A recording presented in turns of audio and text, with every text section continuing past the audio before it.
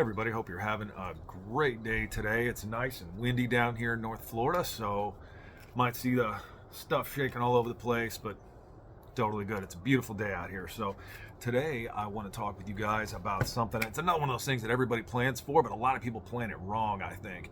You know, if you've ever gone on a march of decent length, you realize that backpacks, when you take off, you're like, oh, it's only, a 35-pound rucksack. It's fine. There's nothing to it. By about mile 3 or 4, you're kind of like, all right, well, maybe this isn't ideal. And by like mile 6 or 7, you're starting to get a little sore, legs are getting a little soft, things aren't as great. And a lot of the cause for that is because some of the stuff you're carrying is just heavy. It just is, and that's kind of what we're going to talk about today, is something when it comes to being in a situation that you may be in the woods for a while, or you need to survive for a little while, something that you're going to want to make sure you have a ton of, but also something that is very heavy. And that thing is water. Yes, lovely, lovely water that is not light and is a pain in the butt if you've got to take it with you. So water, the recommended water intake for a person per day for a man is 3.7 liters and 2.7 liters for a woman. So really you're thinking about almost 4 liters and almost 3 for a man and a woman. And the thing that's interesting about that is everybody accounts for water and ammo and all these other things. So studies show that you can make it right about plus or minus, depending on your health and your physical needs for those days, that you can actually make it 3 to 4 days without water, and that's it. And even over the course of that time, you're going to start seeing problems like fatigue, extreme thirst, and on a long enough timeline, organ failure and death. So the first day you'll feel thirsty, and the second day you'll feel sluggish. Into the third day, you're going to be looking at some delirium, and on the fourth day, it just doesn't super matter anymore.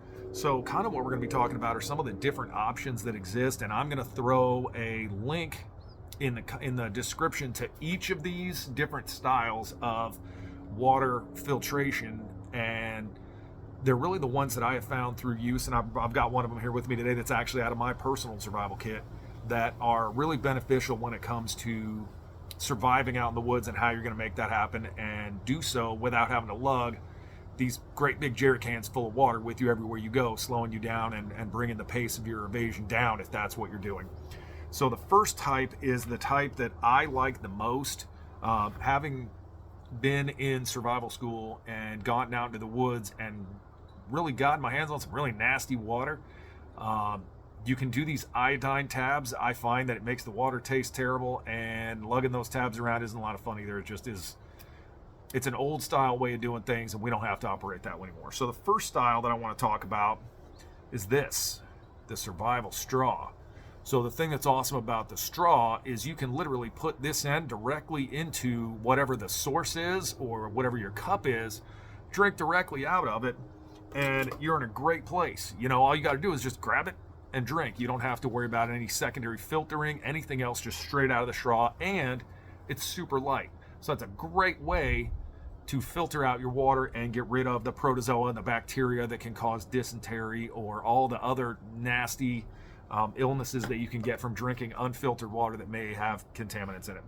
So the second style is a filtered water bottle, and basically what a filtered water bottle is it's a filtered straw directly into a water bottle. So you put your water from whatever water source, the stream or the creek that you may find is, put it directly into there and then drink straight out of it. So that's also a really great option. It's reusable, so that's great, but one of the options with that I think is a little bit less beneficial is, really more than anything, you now have a jug of water, and if your jug of water is less than full, you're going to be making a ton of racket in the woods, and that's kind of a little bit of a problem depending on the situation you find yourself in, but it's a great option too. And like I said, I'll put a link in the description for this.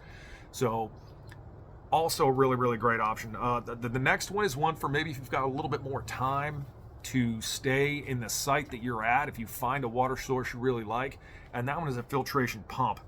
They make several different styles of filtration pump, and one of them that I highly recommend would be just the hand pump style. They make the electrical type, and these are great and everything. They work really great, but A, what if you don't have access to electricity? And B, what if you don't have access to batteries? You know, batteries are another thing that's heavy, and if you can get the hand style pump, that is much preferred when it comes to the way that you're going to do these things. You know, just to be as quote unquote off the grid as you possibly can. So that's another great option for doing that. And to kind of circle back to the filtration straw, the biggest reason why I really like the filtration straw is it filters very quickly, and at the same time is really, really light. So you won't need a ton of space in your kit to do that. Traveling is really, really quick and easy when it comes to that. So that's a great way to do it, and I highly recommend it. So definitely go ahead and pick up a couple of these filtration straws. They come in these little 2-piece sets like this, and all you got to do is just put the end right into it, boop, bop it right into the water, and start drinking. So that's a great way to do it, and it kind of cuts out the need for all these other things, especially in a short-term situation where you don't expect to be out there, you know, trying to survive for months and years. Now, in an episode next week, we're going to look into, okay, great, I'm out in the survival situation of either the desert or the woods. How do I find water? Because there's some really cool ways that we've come across to find water if you really need it. So, and then on top of that, some other ways where if you find water to say, okay, this is water that I'm content to drink, and here may be some warning signs for some water that you probably shouldn't drink. So that's really interesting. So the second thing I want to talk about today is kind of something I touched on yesterday, and it's this Chinese surveillance balloon that is now apparently flying all over the United States.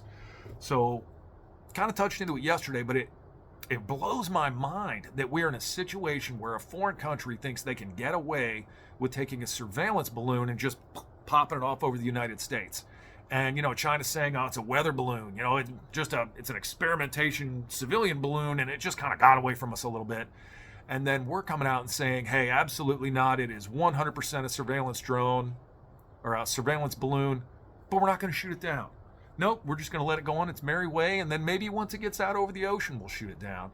I feel like something is really amiss here. I mean, what about this balloon is so special that we're not just going to go ahead and knock that sucker down so it can't collect any more information, because who knows what it's doing up there? I mean, it could have a million different purposes, from collection of information to collecting information on our nuclear sites. I mean, the places this thing's flying over, it apparently has flown over some fairly sensitive spaces.